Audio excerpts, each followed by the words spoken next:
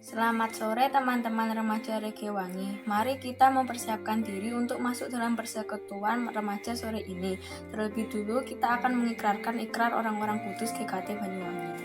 Mari kita berdiri. Mari kita ikrarkan ikrar orang-orang kudus GKT Banyuwangi. 1. Memelihara perjanjian kekal. 2. Memenuhi hukum Kristus. 3. Hidup kudus. Janji setia. 1. Setia memelihara iman dengan membaca dan merenungkan firman Tuhan setiap hari. Setia pada suatu ibu rohani yang salah satunya adalah persepuluhan. 3. Setia mengikuti kebaktian dan sakramen perjamuan kudus.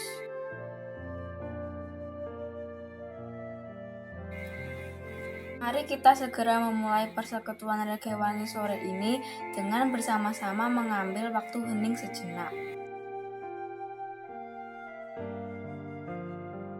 Angkatlah hatimu kepada Allah dan percayalah bahwa pertolongan kita adalah di dalam nama Tuhan, pencipta langit, bumi, dan segala isinya. Tuhan yang senantiasa menopang kehidupan gerejanya dan memeliharanya.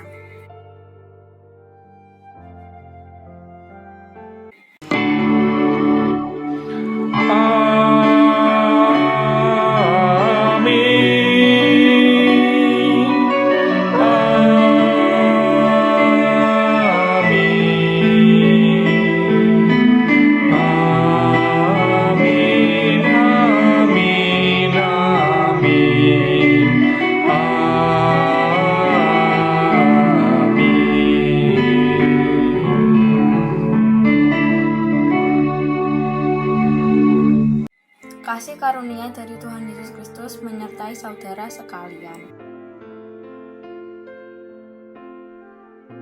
Mari kita mengangkat pujian kepada Allah Tritunggal dengan pujian What a Beautiful Name.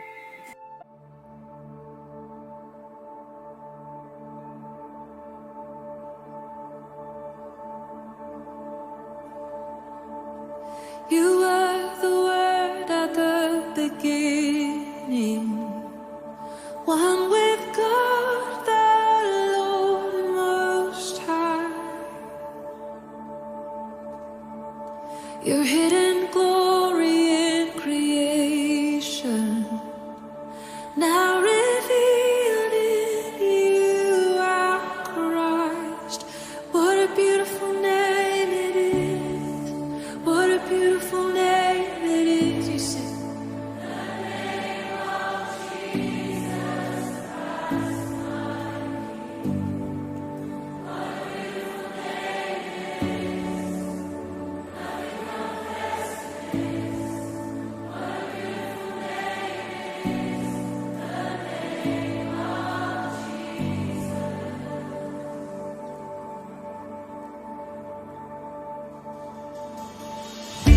He didn't want heaven without us, so Jesus, you brought heaven down. My sin was great, your love was greater. What could separate us now? What a wonderful name it is. What a wonderful name it is. The name of Jesus Christ, my King. What a wonderful name it is. Nothing compares to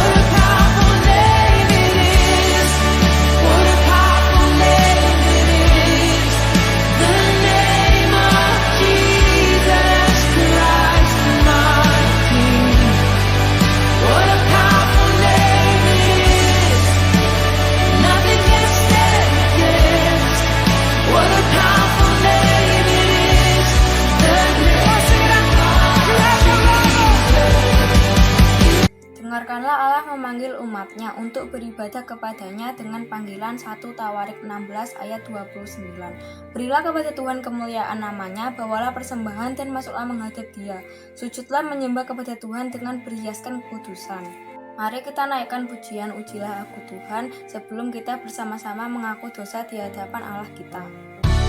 Ujilah aku Tuhan, cobalah aku Tuhan, selidiki batinku dan hatiku, mataku tertuju padamu. Aku cinta padamu Tuhan, aku rindu hadiratmu Tuhan, aku ingin selalu dekat padamu, menikmati kehadiranmu. Ku nyanyi Hosana bagi Rajaku yang duduk di tahta. Aku muliakan dan ku agungkan, Kau layak disembah. Mari saudara-saudara kita masuk dalam doa pengakuan dosa. Mari kita berdoa. Bersama-sama kami datang memenuhi panggilan-Mu ya Allah, memelihara persekutuan dan belajar akan firman-Mu, merindukan pertumbuhan sampai menuju satu iman. Namun kami menyadari bahwa keinginan kami itu tidak berbanding seimbang dengan keinginan untuk menyelidiki firman-Mu, sehingga kami gagal untuk menaati, gagal untuk mengerti. Kami mohon pengampunan-Mu ya Allah, selamatkanlah kami oleh kasih sayang-Mu yang besar. Di dalam nama penebus kami yang hidup kami berdoa. Amin.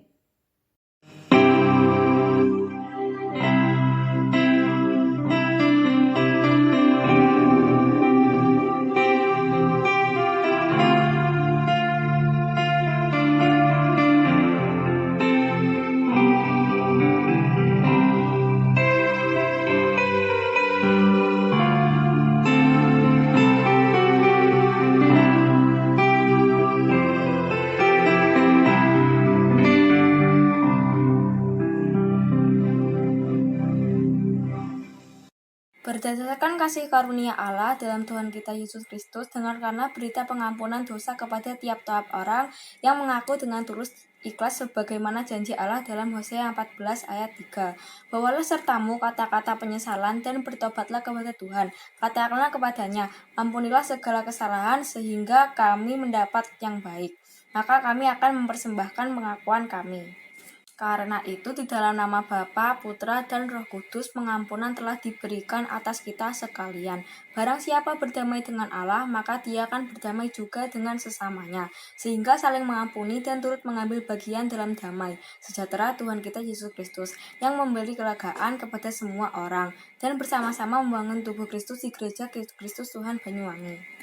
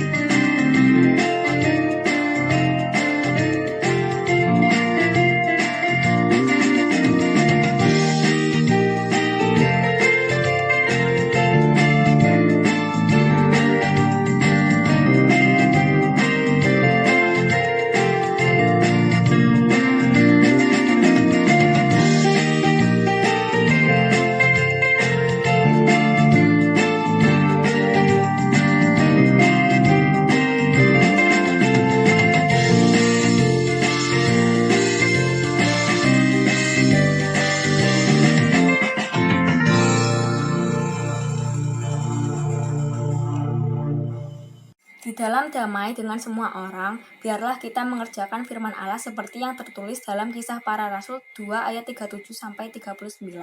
Ketika mereka mendengar hal itu, hati mereka sangat terharu. Lalu mereka bertanya kepada Petrus dan rasul-rasul yang lain, "Apakah yang harus kami perbuat, saudara-saudara?" Jawab Petrus kepada mereka, "Bertobatlah dan hendaklah kamu masing-masing memberimu dirimu dibaptis dalam nama Yesus Kristus untuk pengampunan dosamu. Maka kamu akan menerima karunia Roh Kudus, sebab bagi kamulah janji itu dan bagi anak-anakmu dan bagi orang yang masih jauh, yaitu sebanyak yang akan dipanggil oleh Tuhan Allah kita. Taruhlah itu di hatimu, renungkanlah dan lakukanlah dengan setia di sepanjang hidupmu sekalian." Bersama-sama dengan orang percaya di segala tempat dan sepanjang abad, mari kita mengikrarkan pengakuan iman kita seturut dengan pengakuan iman rasuli yang berbunyi demikian. Pengakuan iman rasuli. Aku percaya pada Allah, Bapa yang Maha Kuasa, Khalik langit dan bumi, dan pada Yesus Kristus, Anak yang tunggal Tuhan kita, yang kandung dari Roh Kudus, lahir dari anak darah Maria, yang menderita sengsara di bawah pemerintahan Pontius Pilatus, disalibkan, mati dan dikuburkan, turun ke dalam kerajaan maut. Pada hari yang ketiga, bangkit pula dari antara orang mati, naik ke surga, duduk sebelah kanan Allah, Bapa yang Maha Kuasa, dan dari sana Ia akan datang untuk menghakimi orang yang hidup dan yang mati. Aku percaya pada Roh Kudus, gereja yang kudus dan am, persekutuan orang kudus, pengampunan dosa, kebangkitan tubuh, dan hidup yang kekal. Amin. Bapa yang di sorga, di sini kami berdoa dan berterima kasih atas berkat dan penyertaan-Mu, sehingga pada hari ini kami dapat berkumpul di persekutuan online pada hari ini. Kami mohon agar jemaat-Mu senantiasa diberi kekuatan terus memberikan pelayanan terbaik untuk-Mu. Dan juga kami berdoa agar pandemi ini cepat hilang dari bumi, sehingga aktivitas dan kehidupan ini dapat berjalan pulih, dan masih banyak permohonan yang ingin kami sampaikan. Sesungguhnya Engkau dapat mendengarkan permohonan kami. Dengan ini kami berdoa di dalam nama Tuhan Yesus kami berdoa. Amin. Mari kita menyiapkan hati untuk mendengarkan firman Tuhan. Terlebih dahulu menaikkan pujian Roh-Mu yang hidup.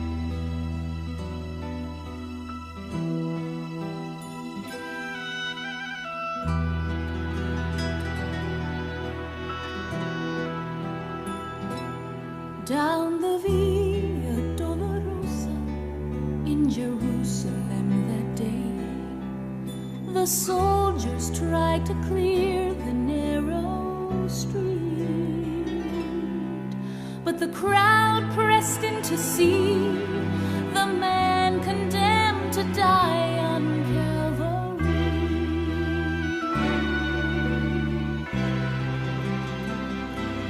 He was bleeding from a beating, there were stripes upon his back, and he wore a crown of thorns upon his head, and he bore with every step the scorn of those who cried out for his death. Down the Via Dolorosa, called the way of suffering, like a lamb came the Messiah, Christ the King. But he chose to walk that road out of his love for you.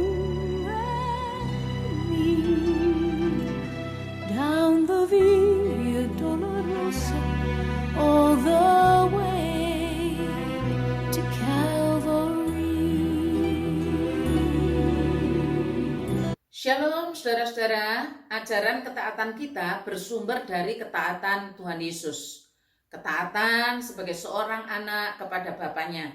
Alkitab mencatatnya begini saudara dalam Filipi 2 ayat 8. Dan dalam keadaan sebagai manusia, ia telah merendahkan dirinya dan taat sampai mati. Bahkan sampai mati di atas kayu salib.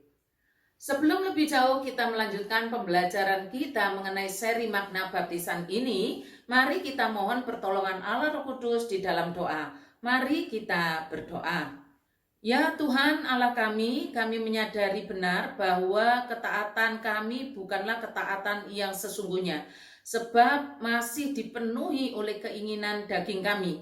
Namun kami menyediakan diri kami untuk menerima ketaatan Kristus, agar ketaatan kami mengalami transformasi daripadamu.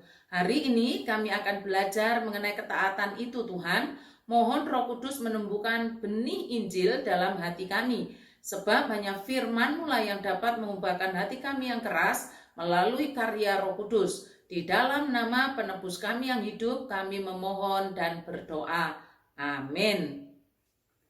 Sabda Allah berkata demikian di dalam Kisah Para Rasul pasal yang kedua ayat 36 sampai 42. Demikian sabda Allah. Jadi seluruh kaum Israel harus tahu dengan pasti bahwa Allah telah membuat Yesus yang kamu salibkan itu menjadi Tuhan dan Kristus. Ketika mereka mendengar hal itu, hati mereka sangat terharu. Lalu mereka bertanya kepada Petrus dan rasul-rasul yang lain, apakah yang harus kami perbuat saudara-saudara? Jawab Petrus kepada mereka, bertobatlah dan hendaklah kamu masing-masing memberi dirimu dibaptis dalam nama Yesus Kristus untuk pengampunan dosamu, maka kamu akan menerima karunia Roh Kudus. Sebab bagi kamulah janji itu, dan bagi anak-anakmu, dan bagi orang yang masih jauh, yaitu sebanyak yang akan dipanggil oleh Tuhan Allah kita. Dan dengan banyak perkataan lain lagi, ia memberi suatu kesaksian yang sungguh-sungguh, dan ia mengecam dan menasihati mereka, katanya, berilah dirimu diselamatkan dari angkatan yang jahat ini. Orang-orang yang menerima perkataannya itu memberi diri dibaptis pada hari itu juga, jumlah mereka bertambah kira-kira 3.000 jiwa. Mereka bertekun dalam pengajaran rasul-rasul dan dalam persekutuan. Dan mereka selalu berkumpul untuk memecahkan roti dan berdoa. Berbahagialah saudara-saudara yang memperhatikan dengan seksama setiap perkataan-perkataan firman Allah dan menyediakan diri untuk menyelidiki, sehingga saudara mengalami transformasi dari Allah Roh Kudus. Saudara-saudara, ketaatan itu ada dua macam. Taat karena takut dihukum dan taat karena mengasihi. Taat karena takut dihukum digambarkan dengan ketaatan seorang budak atau anak kecil yang belum akil balik. Sedangkan ketaatan karena mengasihi dicontohkan dengan sempurna oleh manusia Yesus Kristus. Sekalipun harus menderita, dia memilih untuk tetap taat kepada kehendak Bapaknya. Kita diajarkan taat seperti taatnya Tuhan Yesus. Makanya kita percaya solus Kristus. Seperti apapun ketaatan kita kepada Allah, mari kita menyediakan diri untuk berjalan bersama-sama di bawah pimpinan Roh Kudus menuju ketaatan Kristus. Setia sampai mati. Jangan setia di tengah jalan saja. Setialah sampai mati. Saudara-saudara, pada saat saudara dibaptiskan atau disidih, maka saudara harus paham bahwa baptisan itu punya 4 arti. Arti ini harus melekat pada hati saudara dan akhirnya saudara akan melaksanakannya. Sebab baptisan itu sendiri dimulai dari perintah Tuhan Yesus yang berkata demikian. Karena itu pergilah, jadikanlah sekalian bangsa muridku, dan baptislah mereka dalam nama Bapa dan Anak dan Roh Kudus, dan ajarlah mereka melakukan segala sesuatu yang telah kuperintahkan kepadamu. Jadi saudara, kita harus paham Baptisan itu punya arti yang pertama tanda pertobatan, yang kedua tanda percaya, yang ketiga tanda ketaatan, yang keempat tanda kesaksian. Hari ini kita sampai pada tanda yang ketiga, yaitu tanda ketaatan. Dan ketaatan kita itu berfokus pada ketaatan Tuhan Yesus, bukan pada yang lain. Camkanlah itu baik-baik. Patron teladan kita taat itu adalah Tuhan Yesus. Mari kita mulai dari Kisah Para Rasul pasal 2 ayat 36 sampai 42 tadi, yaitu pada saat jemaat mula-mula sudah dibaptiskan, mereka dicatat begini, berilah dirimu diselamatkan dari angkatan yang jahat ini. Orang-orang yang menerima perkataannya itu memberi diri dibaptis, dan pada hari itu jumlah mereka bertambah kira-kira 3.000 jiwa. Mereka bertekun dalam pengajaran rasul-rasul dan dalam persekutuan, dan mereka selalu berkumpul untuk memecahkan roti dan berdoa. Mestinya kalian membaca dan memperhatikan firman ini sebelum dibaptis. Mestinya demikian, harapannya demikian. Mengapa, saudara? Memang tidak semua sih, tapi kebanyakan setelah baptis, setelah sidi itu seperti orang yang lulus sekolah. Jadi tidak mau belajar lagi. Belajarnya itu karena akan baptis saja. Belajarnya itu karena akan sidi saja. Itu pun kebanyakan ajarannya banyak yang lupa. Bahkan tidak usah tunggu tahunan. Besoknya ditanyakan sudah lupa. Pola pikir dan sikap seperti ini, saudara, yang menyebabkan banyak orang-orang Kristen nyaris mandek pertumbuhannya. Bahkan tidak bertumbuh sama sekali. Karena dia tidak mengenal apa yang Tuhan mau katakan. Dia tidak tahu apa yang Tuhan kehendaki. Karena mandek belajar, mandek bertumbuh. Orang yang berhenti belajar firman, maka tidak akan pernah mengerti tentang ketaatan, walaupun taat. Taatnya itu bukan berasal dari ajaran Tuhan. Jadi, perhatikanlah bagaimana jemaat mula-mula setelah dibaptis. Mereka melanjutkan belajar firman Tuhan dan ditulis dengan kalimat begini, saudara. Mereka bertekun dalam pengajaran rasul-rasul dan dalam persekutuan.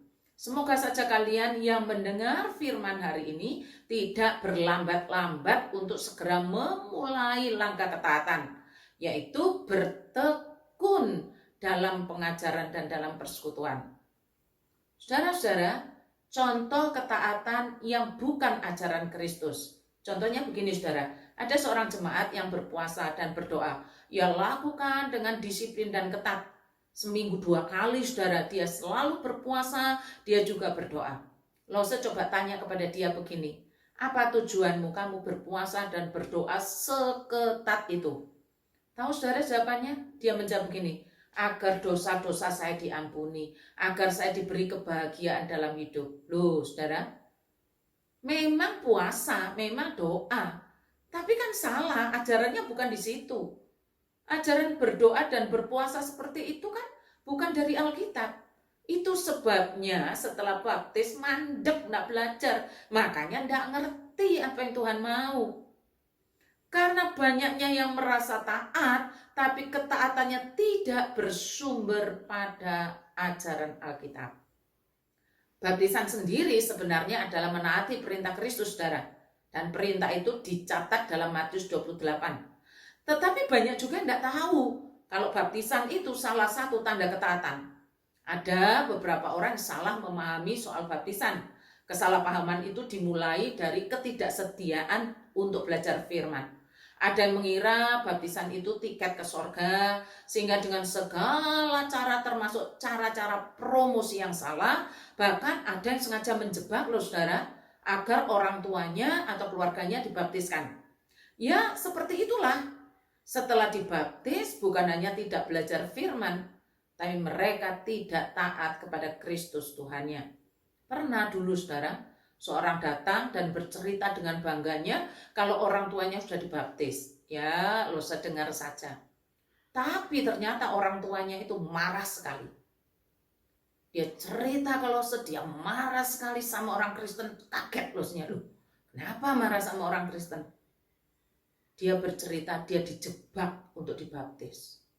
Yaitu ketika renang bersama dengan cucu-cucunya, tahu-tahu ada pendeta yang muncul di depannya ketika dia baru selesai nyelam. Langsung dibaptiskan dalam nama Bapa, Putra, dan Roh Kudus. Seperti itu. Dan didorong kepalanya masuk kembali ke kolam sampai dia gelagapan. Dia marah sekali. Saudara, saya tidak ingin kalian tidak mengerti soal baptisan. Karena itu, perhatikanlah baik-baik. Patron ketaatan kita adalah Tuhan Yesus. Hanya Tuhan Yesus, bukan yang lain. Sebenarnya dalam Alkitab itu ada dua macam ketaatan. Yang pertama, ketaatan sebagai hamba atau sebagai budak. Yang kedua, ketaatan sebagai anak yang mengasihi bapaknya. Kita semua yang sedang belajar taat berasal dari ketaatan seorang budak. Kita semua yang sudah taat, taatnya itu seperti seorang hamba. Taatnya itu karena takut dihukum, takut tidak diberkati, takut tidak berhasil, takut tidak bahagia. Kita seperti itu. Taat seperti itu adalah lumrah sebab timbul dari pengertian manusia yang sudah tercemar dari dosa. Namun Allah dengan firman-Nya hendak membawa kita berubah menjadi manusia baru. Dari ketaatan yang lama menjadi ketaatan yang baru di dalam Tuhan Yesus. Ketaatan karena kasih akan Bapa itu melegakan. Ketaatan karena kasih kepada Bapa itu tidak berat, malah menyenangkan dan memerdekakan. Orang yang percaya pasti taat. Orang yang tidak mau taat adalah orang yang tidak percaya. Ajaran firman-Nya seperti itu, saudara. Contohnya, pada saat saudara akan menerima baptisan. Ini contoh, saudara. Saudara pasti ditanya mengenai tekad dan janji. Nah, ini yang kita mau bahas. Saudara, tekad janji itu sumpah. Sumpah di hadapan Tuhan dan sumpah di hadapan jemaatnya.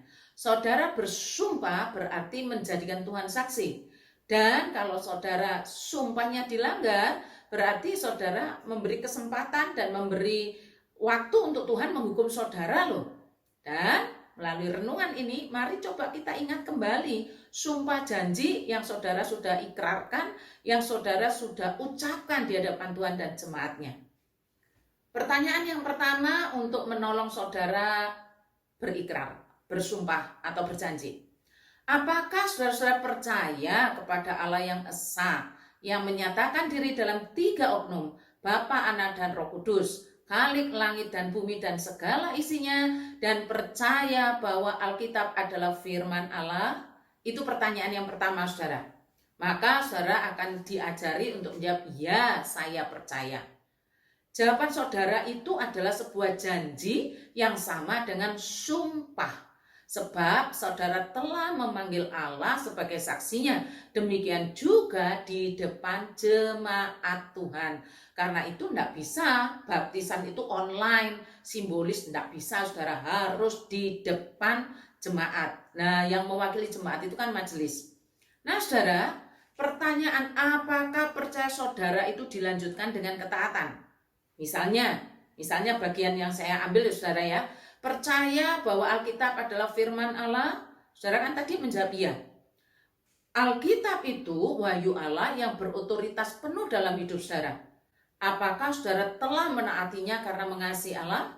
Apakah saudara membaca dan menyelidiki dengan seksama sehingga apa yang saudara baca itu saudara pahami, saudara mengerti, dan saudara mengalami perubahan dalam sudut pandang saudara?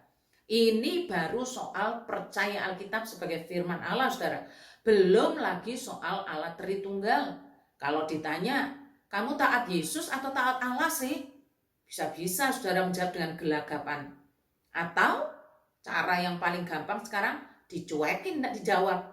Loh saudara, padahal kita sudah disumpah, sudah janji, sudah bersumpah di hadapan Tuhan dan jemaatnya.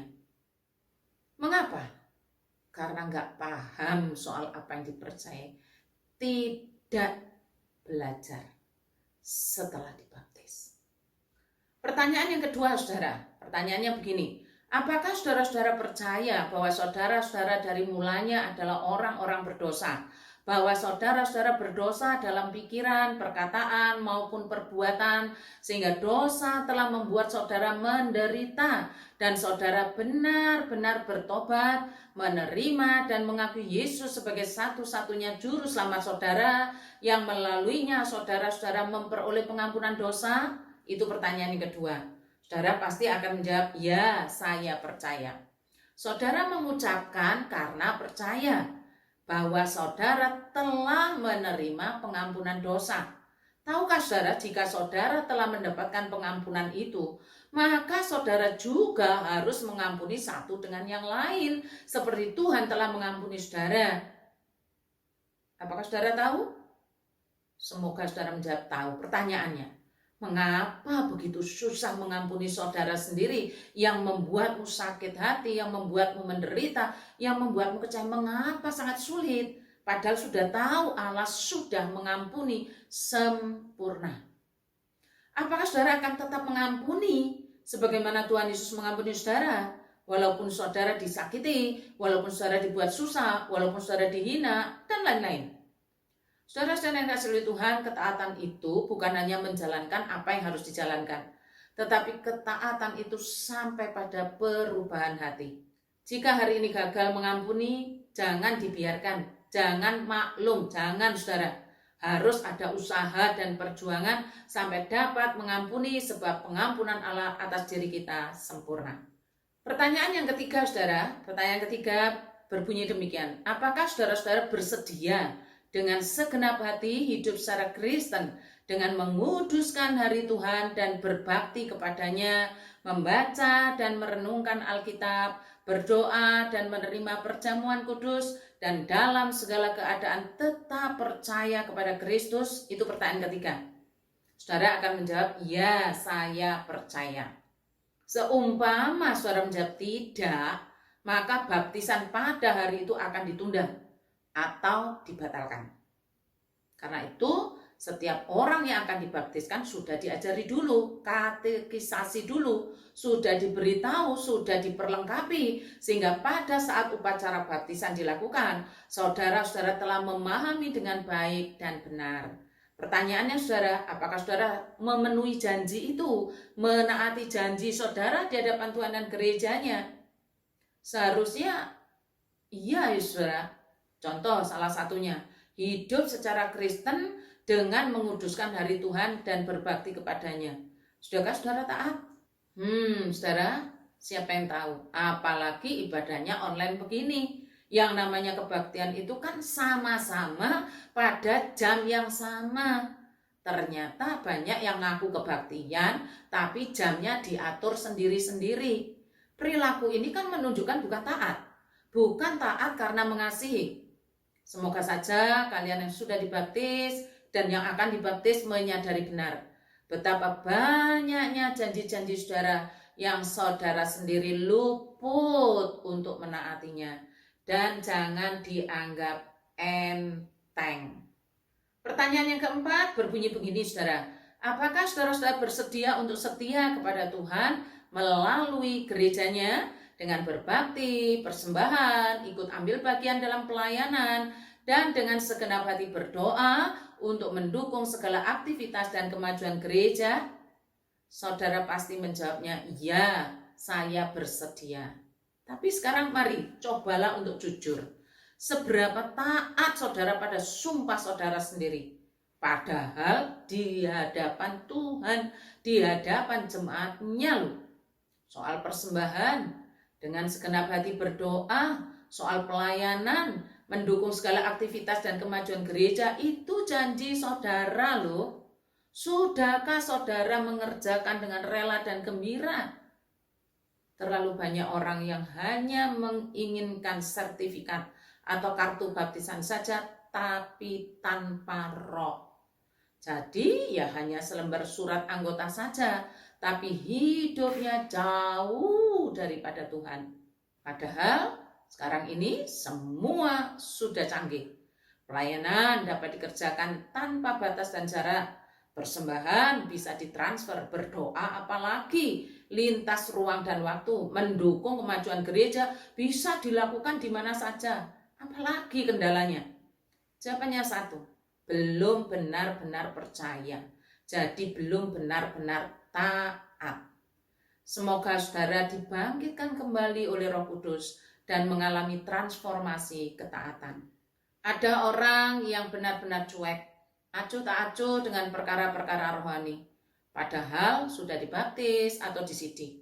Orang seperti ini tidak takut akan Tuhan, tidak pernah menghormati Tuhannya. Ada orang yang taatnya itu karena diperintah, disuruh, dan tidak keluar dari hati ketaatannya. Taat pelayanan memang, tapi karena disuruh. Taat persembahan karena diberi. Taat berdoa karena gak enak dilihat orang kalau tidak berdoa. Ketaatan seperti itu kan ketaatan anak-anak yang belum akil balik. Dan anak-anak yang belum akil balik itu kan sama dengan budak yang harus disuruh-suruh, diperintah-perintah. Belum timbul kesadaran sendiri. Sementara ketaatan seorang budak itu taatnya pol sekali. Tapi persoalannya yang di hatinya salah. Karena apa? Takut dihukum, takut mati. Sedangkan kita, saudara, Tuhan mengajarkan ketaatan seperti Tuhan. Seperti seorang anak yang mengasihi bapaknya. Bahkan taat sampai mati demi ketaatannya itu. Bukan karena takut mati. Demi taat, nyawa pun diserahkannya. Ketaatan seperti inilah adalah benih yang hidup. Benih yang akan terus tumbuh di mana dia ditaburkan. Ketaatan yang sejati. Semoga saudara-saudara sampai pada ketaatan ini. Mari kita berdoa. Ya Allah Roh Kudus, berkenanlah atas kami sekalian pada hari ini. Berikan kami ketaatan Kristus supaya kami hidup dan menyenangkan-Mu. Tolonglah kami gereja-Mu agar kami terus-menerus diperbarui di dalam Engkau. Dan sekalian orang-orang muda ini dibangkitkan untuk taat seperti-Mu. Di dalam nama Tuhan Yesus kami berdoa. Amin. Jawaban. Pemeliharaan Allah ialah kuasa Allah yang maha kuat dan ada di segala tempat dan waktu, yang bagaikan dengan tangannya sendiri memelihara langit dan bumi dan semua ciptaan, dan juga memelihara segalanya, sehingga daun dan rumput, hujan dan kekeringan, masa panen dan paceklik, makanan dan minuman, sehat dan sakit, kaya dan miskin, sesungguhnya segala yang terjadi pada kita tidak ada yang kebetulan, tetapi dari tangan Bapa juga. Mari kita membawa persembahan kita kepada Allah, sebab Allah berfirman, janganlah orang menghadap hadiratku dengan hampa. Mari kita memuji Tuhan.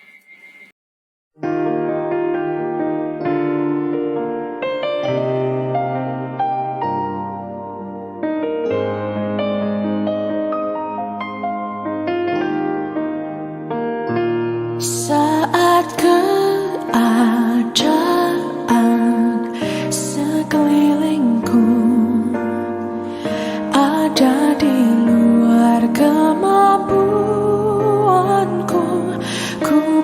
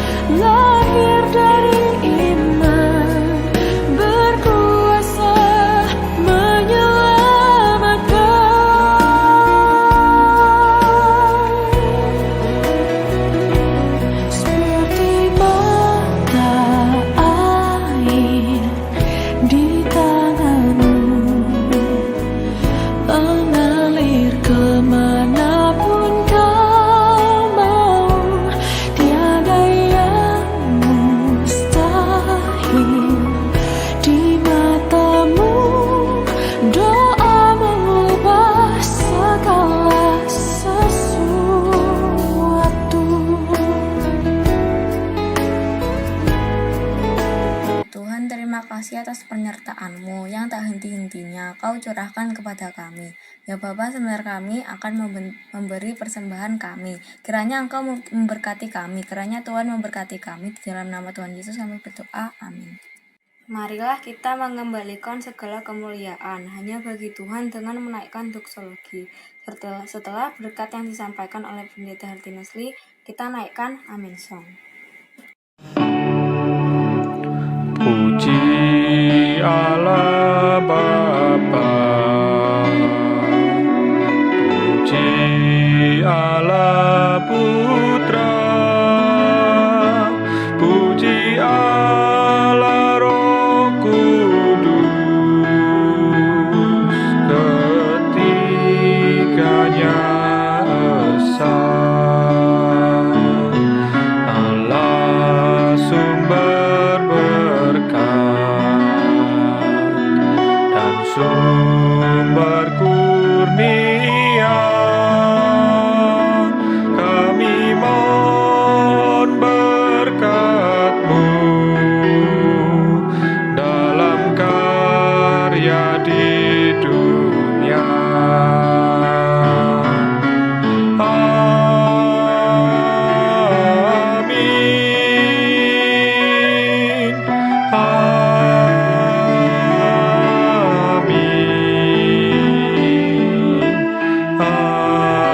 Amin, amin, amin,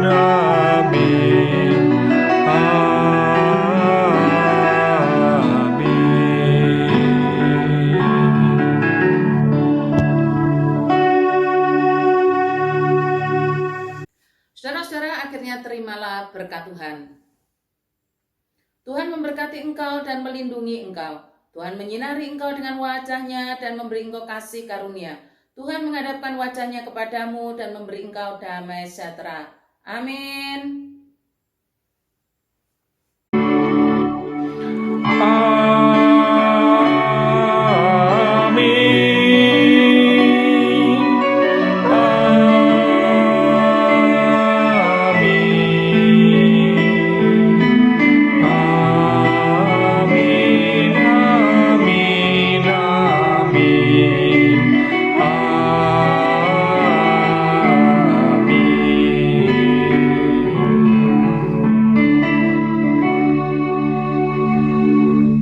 Silahkan teman-teman mengambil saat teduh, persekutuan Raga Wangi telah selesai. Selamat mempersiapkan ibadah minggu besok. Tuhan Yesus memberkati.